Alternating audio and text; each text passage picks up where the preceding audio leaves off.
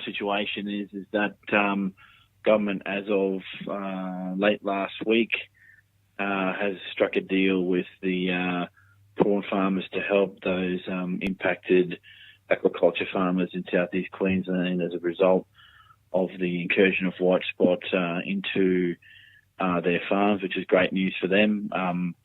It needs to be understood that these impacts were across both aquaculture and wild harvest. Reading the press release that was brought out by the Deputy PM's department, stating that they'd struck a deal and that there'd be $20 million made available to those farms, with $4 million being repaid over a period of time. And I can't recall what that period of time was, but that would be recovered through a levy system is an outcome for the prawn farmers, and I can't say more than that. And it's great that they've had some help for the impacts they've had from this disease. But when you talk about the wild harvest sector, which are the people that I represent, there is no help, there is no compensation. There's never been any indication that there'd be any help from the federal government or the state government on this, other than to say the state government's gone over and above in terms of its response and has tried to help industry as much as it can with its biosecurity response. In some ways, I think the listeners need to understand that this was something new for industry, let alone for the state government. So on that score, we've done what we've could to eradicate this thing. We're now at the stage where the state government in particular is doing ongoing testing, I believe, as far north as Cairns, possibly further north, to make sure that this thing hasn't got out of the containment areas or the boundary lines that they drew up in mid-March when this thing moved from the Logan River system to Moreton Bay more broadly. And so industry finds itself in the unenviable situation where it's got no help from anyone at the moment to recover from this issue. And so my concern and the concern that's been raised in the submissions that have gone to the current Senate inquiry looking at white spot, but particularly looking at imported product coming into the country, is why can't we come to some agreement, or why can't government provide the kind of help that industry needs now? If you believe the media release that was put out by the Deputy PM's department, it states in there that it's now the responsibility of the state government to provide compensation to wild catch fishers in Queensland, because they instituted the movement control order. Now, for those that know nothing about industry, or particularly biosecurity, of which I claim no particular expertise, as I've been learning on the run for the last 6 months, but basically that movement control order was put into place by the state government because it has obligations under its biosecurity legislation, like every other state has when something like this happens. And so it, like us, doesn't control imports and what can come into the country. That gem of a job lays with the federal government. They control pre and border policy when it relates to the importation of seafood and any other products that come into the country. So for the government to say that it's now the state government's responsibility is passing in the extreme, and doesn't help us, because the state government will clearly say, well, it's not our responsibility to compensate the wild harvest sector, and nor, for the record, we've gone to both levels of government for any kind of assistance to the fishermen, and the federal government, to its credit, has given us $200,000 to help write a biosecurity plan, but that's not assistance to the wild catch fishers. That's industry assistance to get a biosecurity plan up and running, which will be helpful in the future, but doesn't address the issue now. So the issue at hand is, does the federal government have a responsibility when it comes to the commercial fishing industry in Queensland? And our response to that is obviously yes. If you look at our submission, the forward that was drafted by our President, Mr. Keith Harris, clearly states that we believe the federal government's breached its duty of care to this industry. As far as I understand, industry has tried over the last decade to let the federal government know that the arrangements in terms of biosecurity as they relate to us haven't been up to scratch, but nothing's been done to change those arrangements. And now that the proverbials hit the fan, nobody seems to want to take responsibility for this. And can I add that, and I haven't seen the media on this from any level of government yet, but I'm sure it's coming, that somehow Queensland industry has dropped the ball by not signing on to a deed agreement, much like the aquaculture farmers have done. But let me be clear that I haven't read what that deed agreement looks like between them and the federal government, but there's something that's called an Emergency Animal Disease Response Agreement, or the acronym that's used is an EADRA. And that's basically a contract agreement between the federal government, the state government, and primarily terrestrial agriculture to help with the response to an emergency animal disease outbreak wherever it might occur. Now, for those who are listening, that these things tend to be very much focused on terrestrial land-based farming practices. And for those that know anything about the wild catch sector, that we work in a marine environment, so we don't have the luxury of having a farm type arrangement where we can close down an area and treat it with chemicals and hope that we can kill a particular disease. And so some of the issues that we face as industry is that, and just some points off the top of my head here, that we don't have tenure. We have a right to fish. We have a right to go fishing, but it doesn't guarantee we're able to catch fish. And we don't own the marine resource, and that's one of the key issues here that government won't talk about in media releases, because we don't. We pay for a right to access that resource. And that my understanding of this is there's been some considerable time spent by organisations like the National Seafood Industry Alliance and the Australian Council of Prawn Fisheries discussing what a wild catch or an aquatic EADRA might mean for us. And there's the debate is ongoing about what usefulness something like that will be for this industry. So just quickly there, Eric, what's an aquatic EADRA? Okay, so just going back before, so an Emergency Animal Disease Response Agreement, or an EADRA, is what the land-based farmers would set up to deal with disease incursions, where state government, federal government, and them pay a third each to deal with a disease incursion. No, what right. What an aquatic version of that would look like is for our industry, basically.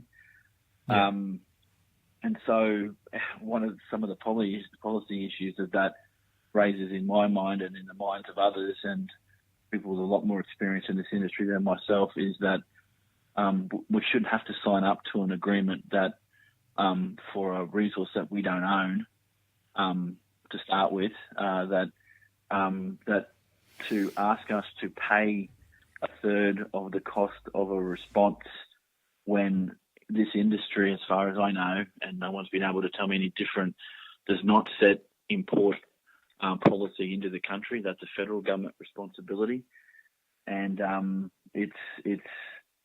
think it's a bit of a stretch to then ask us to be paying for something that's completely out of our control, and that's the situation that we face at the moment, Dane. And there's nothing that I can see that will change government's position, because they've done as much as they can to shield themselves from responsibility for this, or to even provide us with compensation.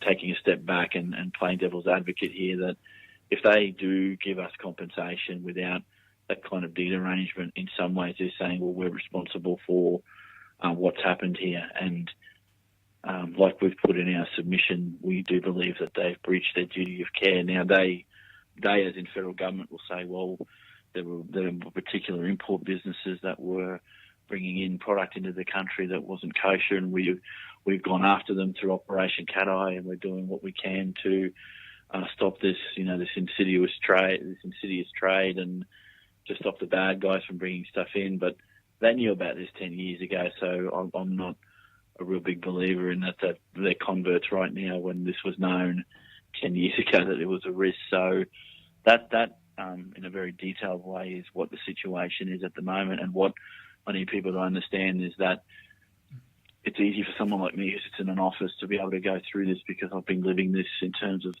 the submission stuff for 6 months, but where the rubber hits the road here is that there are real people with businesses that haven't been making money for 6 months, and no one's out there trying to help these people, and this is the stuff that keeps them awake, not being able to pay bills, and this is sort of washed away by media releases that say, well, it's someone else's responsibility, not ours.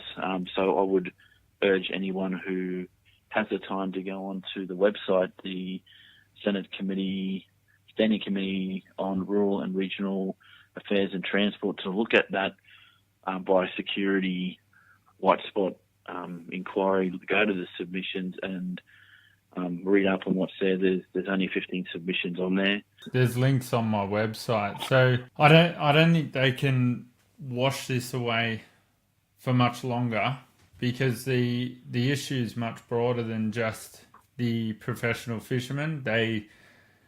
They're feeling the brunt of it right now. But like I said in my blog, my last 2 blogs actually, the seafood consumers since 2004 have already lost over 330 million servings of seafood per annum.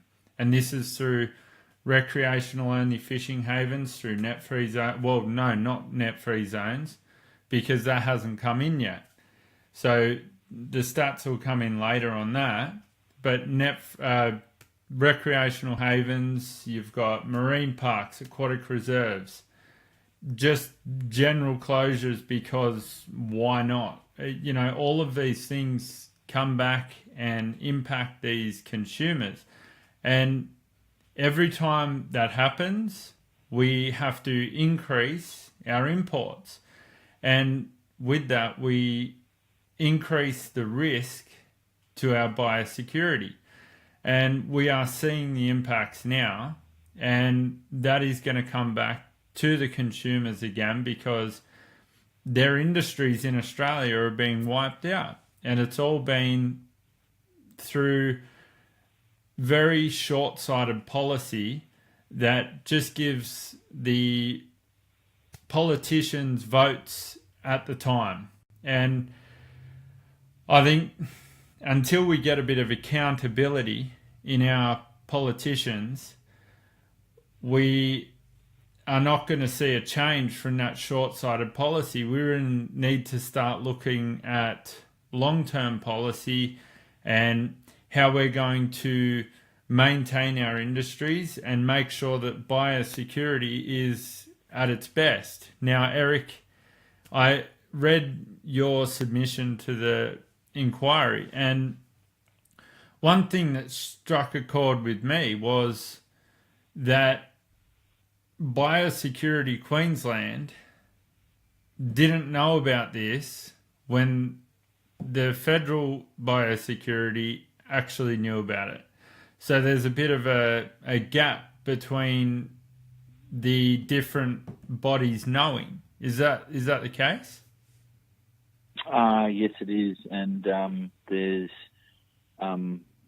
evidence in the submission. So submission number 1 on that website, as well as the Hansard, Senate Committee Hansard for the 28th of February, that indicates that the department knew about or had suspicions about this many months before it was notified to the Queensland government. And I guess the scary part about that is that a lot of product was already sort of coming into the country and going on to supermarket shelves, whilst the federal government departments, I'm not talking ministers here, I'm talking departments, knew what was going on. So just by way of example, one of the submissions put together that we quote here from Dr. Ben Diggles said that despite biosecurity protocols requiring testing of 100% of shipments of frozen green prawns into Australia, there is evidence that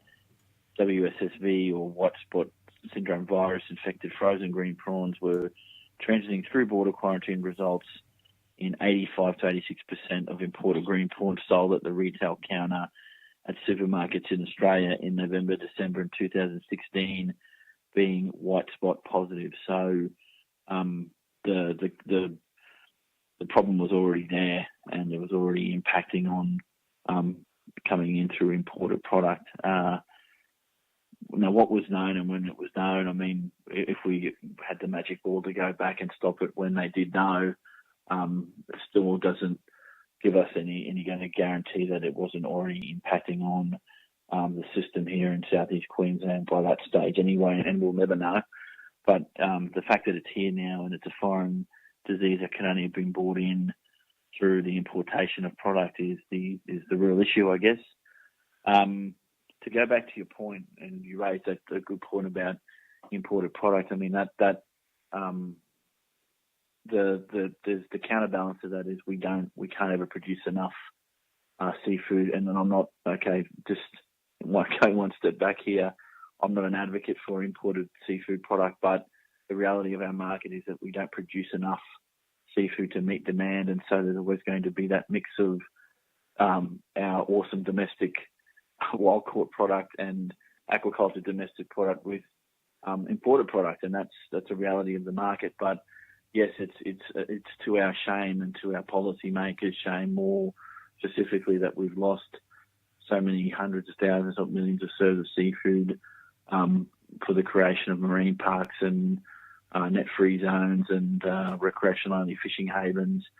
But the other issue that, again, we don't talk about a lot and maybe should be talked about more, and this is a decision for the leaders in this industry, is that we're quite prepared to allow and not rail against the importation of product whose green credentials are almost zero from neighbouring import countries, whereas ours have to be at the highest standard available. And if you look at the zoning of our national marine parks and Great Barrier Reef Marine Park and state marine parks, always the push from the green sector is you've got to do better, you've got to operate better, and you have to be more sustainable, which we have been for decades. Yet we're prepared to import products from countries with less of a standard, and nobody really wants to talk about that. So there are some systemic issues that add some context to what's happening with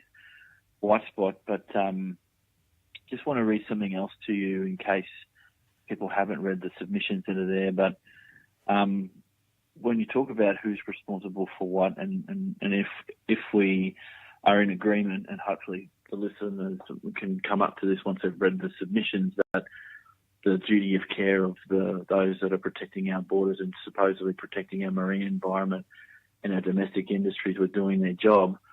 There was evidence provided by Miss Raylene Vivian, the First Assistant Secretary of the Department of Agriculture and Water Resources, to the Senate Rural and Regional Affairs and Transport Legislation Committee that said the following. This was in relation to the selection of cartons of prawns to samples, and in some cases officers were being handed those cartons instead of selecting them themselves. Ms. Vivian states that we've certainly looked at what our officers were doing along with what the importer and suppliers were doing. What I would say is that out of the investigation, we did discover early on that some of our officers were not following their work procedures. I'm not going to the integrity of the officer. What we discovered at times is that when they turned up to the premises where the frozen prawns were being held, their instructions were to go in and select the sample. But we discovered in some cases that they were being handed the sample. So she's not going to the integrity of the officer. So maybe instead of going to their integrity, maybe their competence, and it's the incompetence of some of these officers, if we're to believe Ms. Vivian's testimony or what's recorded in Hansard here, that's put our industry in peril. And yet again, federal government says, well, it's not our concern. So, and there's more bits of evidence like that are in the submissions on that website. And again, I encourage people to go and read that to make up their own minds. But that's the state of affairs here, is that incompetent officers in a government agency that is there to do three things: to protect us at the border so that our marine ecosystem stays as healthy as it can stay, that our industries are protected, and that, more importantly, from our perspective, not maybe government's perspective, is that our industries are protected. Yet there's a failure on all those three levels, yet there's no help coming to industry. So, it's not a good state of affairs, mate. No. And incompetence seems to be a trend for the past 3 decades in bureaucracy, and it's evident with the way they've managed fisheries, well, right the way around Australia, really. I mean, look at the amount of wild caught production that's been taken from consumers, and again, that's the important part. We've got millions of people in Australia, and every political cycle, it seems to be about, okay, where are the votes going to come from? Who's going to jump on this and campaign? And it seems to be either you've got radical recreational lobbyists campaigning for removal of professional fishermen throughout Queensland at the moment, the far north, and using propaganda from Jamaica. I mean, these guys, you couldn't write it. It's just remarkable, beyond belief. But they do it, and they actually believe what they're saying. But you can't get past the fact that Australia is number 2 in the world for sustainable fishing. And you can't get past the fact that we are accredited by the Environmental Protection and Biodiversity Conservation Act. And you also can't get past the fact that there aren't many fishermen left. And I was going through the figures for the ocean trawl fleet in Queensland the other day, and it's remarkable. They brought in a regime of effort quotas or hull unit quotas, and the idea behind it is to increase the value. Now, the value has just gone down, and it started at around $52 a unit, and it's now down, sitting around $4 a unit. And this is all senior bureaucrats bringing these regimes from other parts of the world, and they're tested in other parts of the world, and they failed in other parts of the world. And yet we don't learn. Our senior bureaucrats just do whatever they want. And now you've got the environmentalists. They're very quiet at the moment, and it wouldn't surprise me by the behaviour of the radical lobbyists in far north Queensland. It wouldn't surprise me at all if they've actually infiltrated the lobby groups in the recreational sector. And I'd be quite concerned if I was a recreational fisher in Queensland, because once you get rid of the most sustainable user group of the marine resource, they're going to come after you. Yeah, okay. And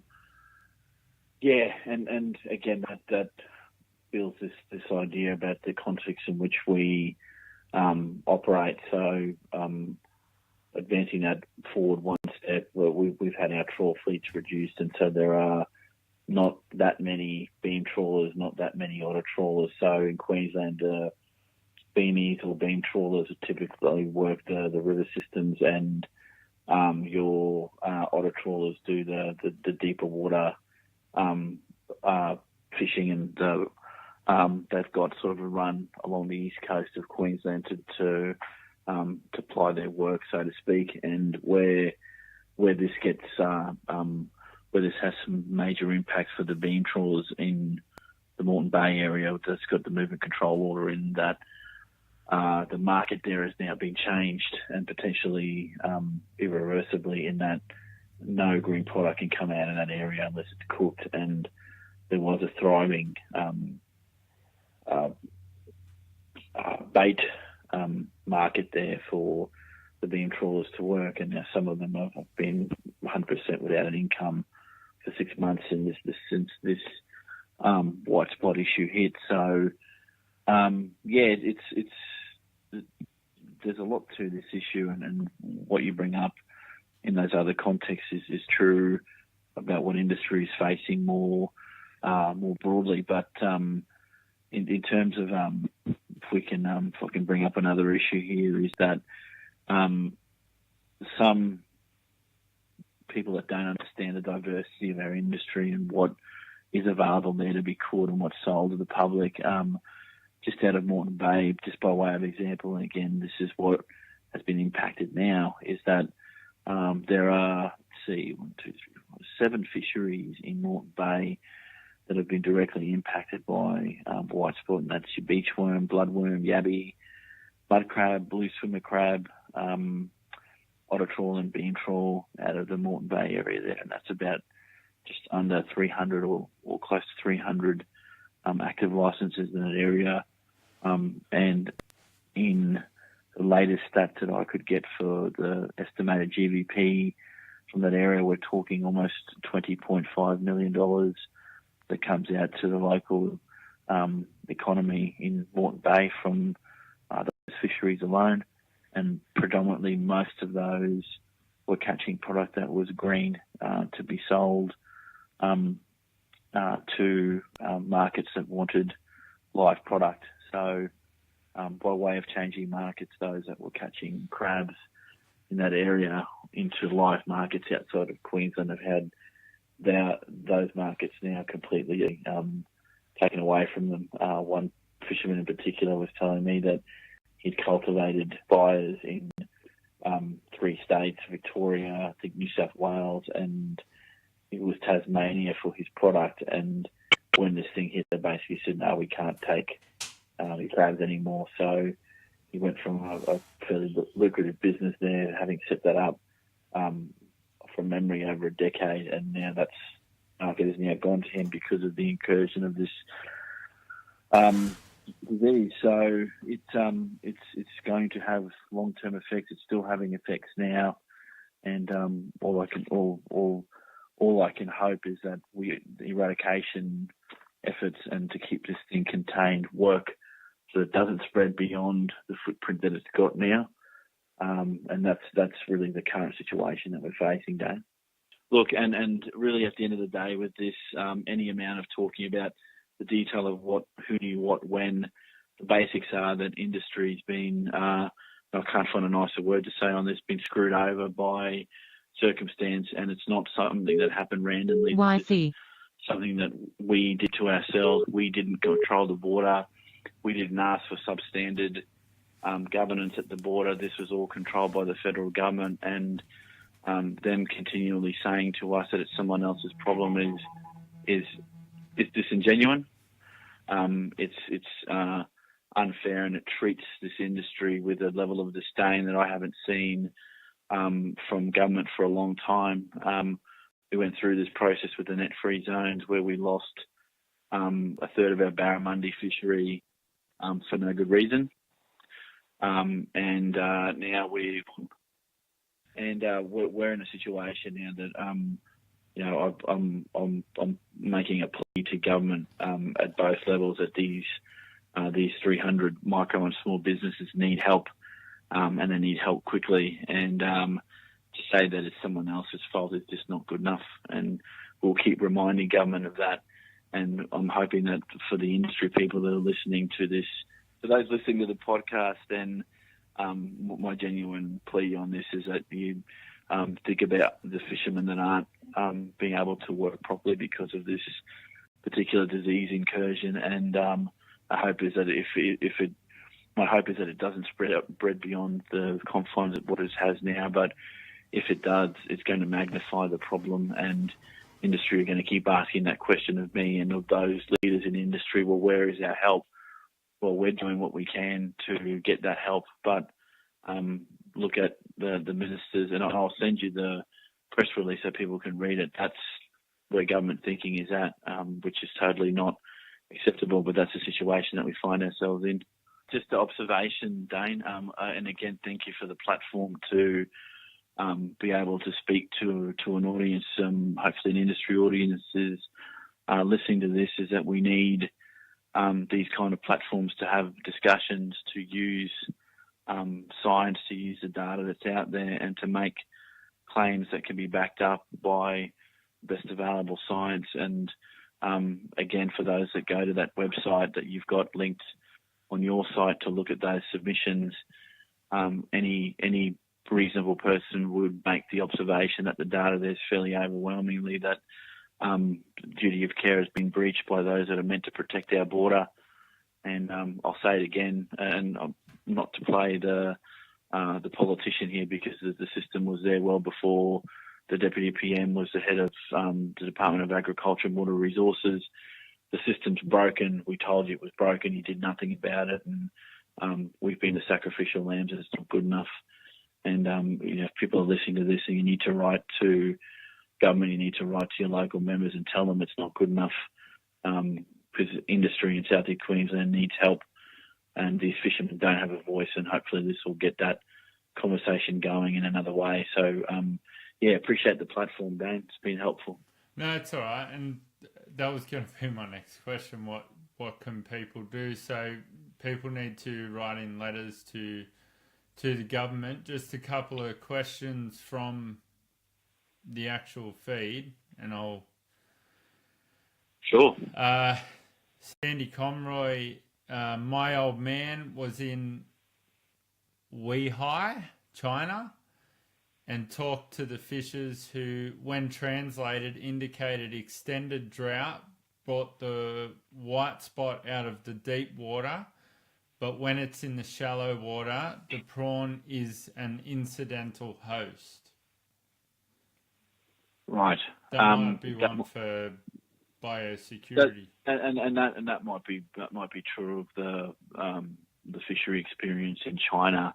My understanding that the aquaculture set up in China is quite significant. I think I've seen they've had satellite images from space where you can see the amount of aquaculture on the Chinese coastline, and I guess that getting out into that system is quite detrimental. And I don't think in this conversation I've made any claims that was either in the wild here first or in farm, because it doesn't matter. It wasn't a disease that was part of the Australian marine system. So this has been introduced some other way, and there's really only one other way that it could have been introduced, and you have to be honest trying to work that out. So it's no good. And sorry, that's the one thing I wanted to say, that some of the submissions covered that hopefully government is paying attention to is that we're at a point now that if biosecurity arrangements for uncooked prawn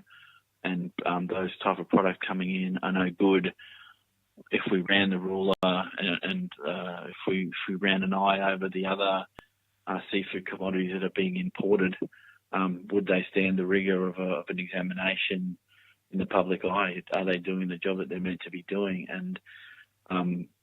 And this is not an anti-import question again, because I may be accused of that, but it's not that. I said it before, there is a place for all of us in this marketplace, but what there isn't a place for is dodgy product coming in and the government allowing it because our controls at the border are no good.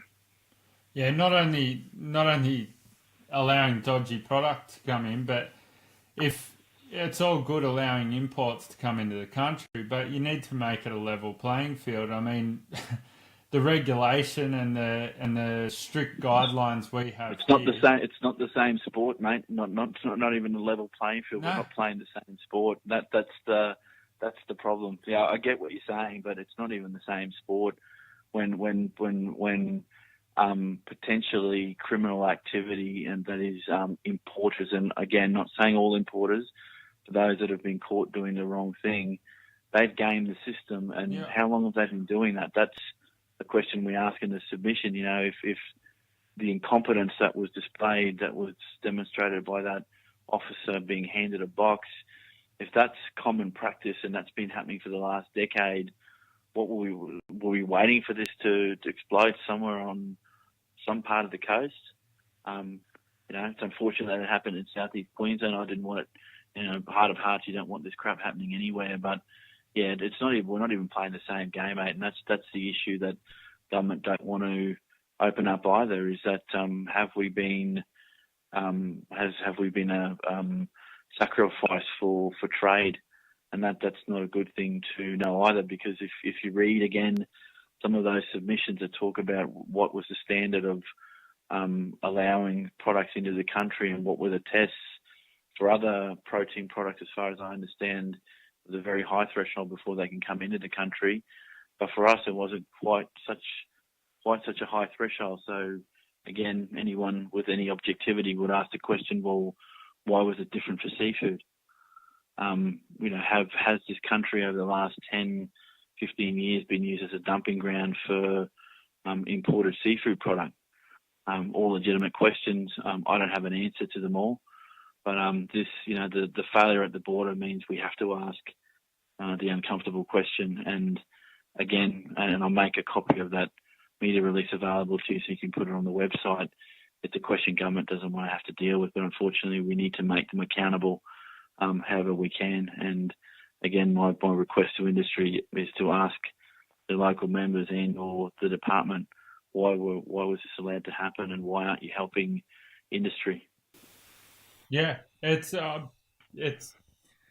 Australia as a country really should be doing a lot better than how we're doing as far as importing product. As I said, there is definitely product that should come into this country, and we value some of the product that comes into this country. But for our industries to be suffering through something like white spot introduced from imported seafood is just remarkable. Oh, there's other words I'd use than remarkable, but I'm not going to use them on this podcast. The thing that's remarkable here is that we've got governments, particularly at the state and federal level, that push this idea that it's the small business operator that's going to, fix the economy in the long term. It's the small operator, it's business that creates jobs, not government. Well, you've got potentially 300 businesses in the southeast corner that are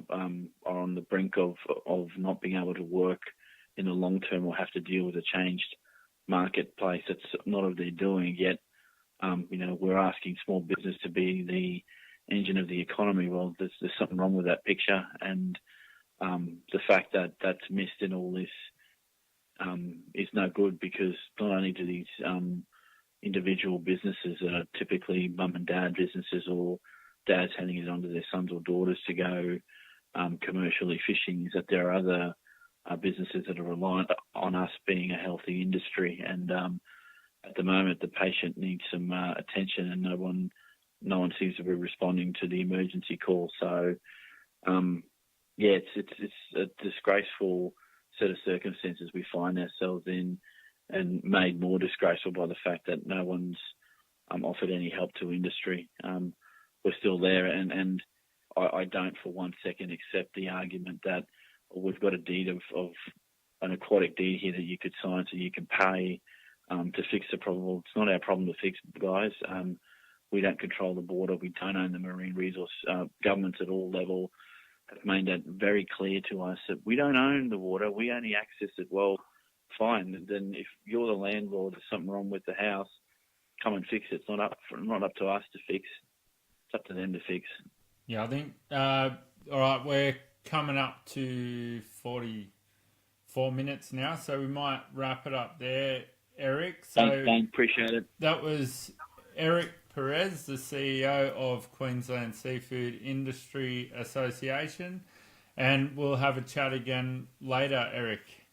No worries. Appreciate the time, mate. Thank you. All right, see ya. Well, thanks for tuning in, everyone. It's been interesting. It's my first time doing this Facebook Live, especially through the mixer and learning new tricks. So thank you, everyone, and make sure you head over to my website if you haven't already. Subscribe so I can keep you up to date. Make sure you have a read of my blogs, because there's a lot of interesting facts in there that not many people know. And I think people need to know, because seafood consumers are getting the raw end of the deal, and seafood consumers make up the majority of the population. So we need to all come together and unite, and that includes recreational fishers. You are being misrepresented, and I believe, because I know a lot of recreational fishers, there are fair-minded people who recognise the fact that you use bait that is harvested by a professional fisherman. And not only that, when you go out and it's not the right tide, it's not the right moon, whatever may be the case, you may head off to the seafood outlet and buy some fresh local seafood. So we know you're there, we know you support us, so you need to move yourself away and separate yourself from the radical element of the recreational fishing lobby, and you need to come and stand with the real people, the people that love Australian seafood and the people that love Australians in work. We need these lobbyists, including the environmental ones, to stop putting our Australian people out of work. It's a disgrace and it needs to stop. Anyway, thanks again for tuning in, and I will talk to you later. Bye.